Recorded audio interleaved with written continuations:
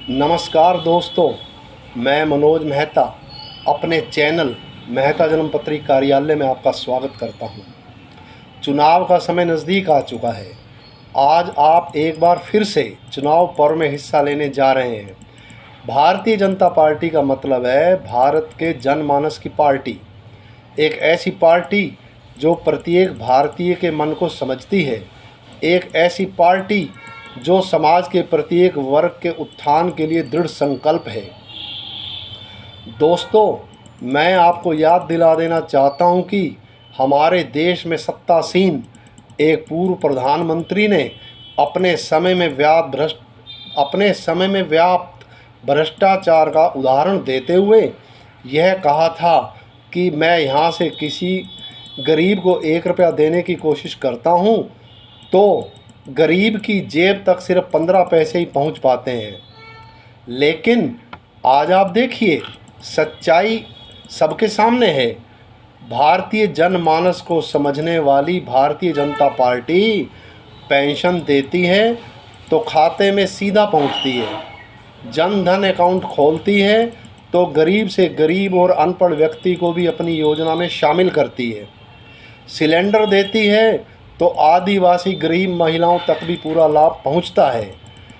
आवास योजना के तहत आज नरेंद्र मोदी जी लाखों झुग्गी वासियों को पक्का मकान दे चुके हैं। बीमारी में होने वाले खर्च से बचने के लिए आयुष्मान कार्ड बना चुके हैं। महंगी दवाइयों को गरीबों के कल्याण हेतु सस्ता कर चुके हैं। स्टार्टअप योजना के तहत देश के करोड़ों युवाओं को आत्मनिर्भर बना चुके हैं। मेट्रो ट्रेन की सुविधा का विस्तार हो रहा है। वंदे भारत जैसी नई टेक्नोलॉजी की ट्रेन द्रुत गति से दौड़ने लगी है। देश की तरक्की में प्रत्येक क्षेत्र में महिलाओं की हिस्सेदारी को सुनिश्चित किया गया है। भ्रष्टाचार के समूल नाश के लिए नरेंद्र मोदी कई बार अपने भाषणों में सख्त संदेश दे चुके हैं कि ना खाऊंगा ना खाने दूंगा। भारतीय जनता पार्टी के शासनकाल में भ्रष्टाचारियों की कोई जगह नहीं है। आप ध्यान से देखिए, नरेंद्र मोदी की बैकग्राउंड को। एक चाय वाले का बेटा अपनी कर्मठता से आज भारत को विश्व गुरु बनाने के मार्ग पर अग्रसर है। 2014 के इलेक्शन से पहले जब मोदी जी अपने कार्यों की रूपरेखा का वर्णन करते थे तो मैंने टीवी पर कुछ विपक्ष के नेताओं को ये कहते हुए सुना था, जो मोदी पर कटाक्ष करते हुए कहते थे कि मोदी जी, आप बातें तो बड़ी बड़ी कर रहे हो, पैसा आएगा कहाँ से। दोस्तों, ध्यान से देखो इस समय को। 2014 से 2024 इन 10 सालों में भारत ने कितना विकास किया है। 1947 के बाद सारा काम एक तरफ, मोदी के 10 साल एक तरफ। सच्चाई सबके सामने है, लेकिन आप लोग इस भूल में मत रहना कि ये काम मोदी ने किए हैं। ये काम किए हैं तुम्हारे वोट की ताकत ने, मेरे वोट की ताकत ने, हम सब के वोट की ताकत ने। मैं अपने देश के सभी भाई बहनों से अपील करता हूँ, पहचानो अपने वोट की ताकत को, अपने वोट के महत्व को, अपनी एकता का परिचय देते हुए इन विकास कार्यों को रुकने मत देना।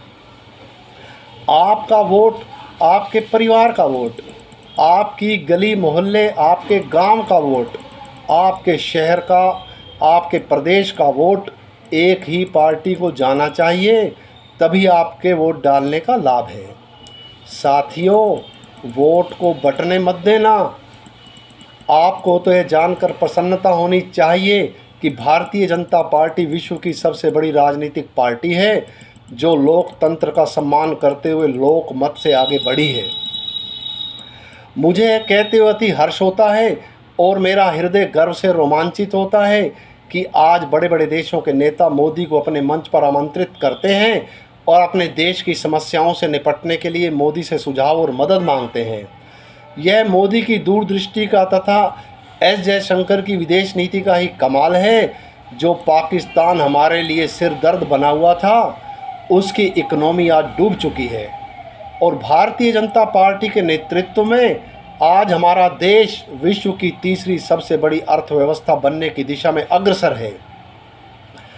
आज विश्व की बड़ी बड़ी कंपनियां अपना रुपया भारत में लगाना चाहती हैं। आज विश्व के अमीर व्यक्ति कॉरपोरेट जगत की प्रतिस्पर्धा को देखते हुए यह सपना देखते हैं कि भारत में हमारी भी कोई ब्रांच होनी चाहिए। आज विश्व में चारों तरफ अशांति का माहौल है। बांग्लादेश बेहाल है, पाकिस्तान कंगाल और फटेहाल है। वायरस का प्रोडक्शन हाउस चीन जैविक युद्ध से त्रस्त है। वो संपूर्ण मानव जाति को वायरस से मारना चाहता है। रूस यूक्रेन का युद्ध, ईरान इजराइल का युद्ध, अरब कंट्री, यूरोपियन कंट्री जैसे विश्व के बड़े बड़े देश आज युद्ध की आग में धधक रहे हैं। मित्रों, शांति की बात करने में और शांति के मार्ग पर चलने में बड़ा फर्क होता है। युद्ध की महत्वाकांक्षा रखने वाले इन देशों में करोड़ों लोग अकाल मृत्यु को प्राप्त हो चुके हैं। लाखों बच्चों के सर से माँ बाप का साया उठ गया है। लाखों औरतें विधवा हो चुकी हैं। मैं कहता हूँ कि भगवान का बहुत बहुत धन्यवाद है कि उसने हमें शांति प्रिय नरेंद्र मोदी जैसा चौकीदार दिया है, जो दिन रात बिना थके बिना किसी लालच के अपने देश की रक्षा और सेवा के प्रति सजग है। दोस्तों, शांति को नकारा नहीं जा सकता। महाभारत काल में भगवान श्री कृष्ण शांति दूत बनकर हस्तिनापुर गए थे। भगवान श्री कृष्ण और श्री राम के आदर्शों को मानने वाले नरेंद्र मोदी की ताकत का लोहा आज सारा विश्व मानता है। Putin, Joe Biden, Donald Trump जैसे नेता एक स्वर में कहते हैं, मोदी जी हमसे दोस्ती बनाए रखना। शी जिनपिंग को भी ये बात अच्छे से समझ में आ चुकी है कि यदि भारत से पंगा लिया तो लेने के देने पड़ जाएंगे। एक कुशल राजनेता के यही लक्षण होते हैं, जो ना किसी से डरता है और ना किसी को डराता है। नरेंद्र मोदी दैवीय शक्ति को प्राप्त एक संत हैं। दोस्तों, मोदी, योगी, राजनाथ सिंह, अमित शाह, जेपी नड्डा, जब भी मैं इनकी तरफ देखता हूं तो अंतःकरण से सिर्फ एक ही आवाज़ आती है कि मेरी उम्र भी इनको लग जाए। हमारे देश के करोड़ों युवा ऐसे हैं जो मेरी इस बात से सहमत हैं, और यह बात मैं सिर्फ हवा में नहीं कह रहा हूँ। इसके पीछे एक बड़ा गहरा कारण है, और वो है इन सब के हृदय में छुपी हुई असीम देशभक्ति। योगी आदित्यनाथ का निष्पक्षता से कानून का संचालन, मोदी जी की कर्मठता तथा देश के प्रति सेवा भाव, जेपी नड्डा की मैनेजमेंट में दूरदृष्टि, अमित शाह की देश के दुश्मनों के विरुद्ध कड़े फैसले लेने की कार्यनीति, राजनाथ सिंह का देश की सीमाओं को संभालने का संचालन, एस जयशंकर की विदेश नीति, इन सब का एकत्रित होना हमारे देश के लिए एक वरदान है। और अंत में अपने अंतःकरण से निकलते भावों को मैं कुछ इस प्रकार से व्यक्त करता हूँ। बच्चों के भावी भविष्य की मजबूती में माँ बाप का समर्पण होता है। उसी तरह एक खुशहाल, सुखी और समृद्ध राष्ट्र के निर्माण के पीछे सबका भला चाहने वाले सद्गुणों से युक्त राजनेता का योगदान होता है, और राजनेता की ताकत के पीछे आम जनमानस का वोट होता है। इसलिए अपनी सुख समृद्धि के लिए एक एक वोट को जोड़ते हुए अपने देश की रीढ़ की ताकत बन जाओ।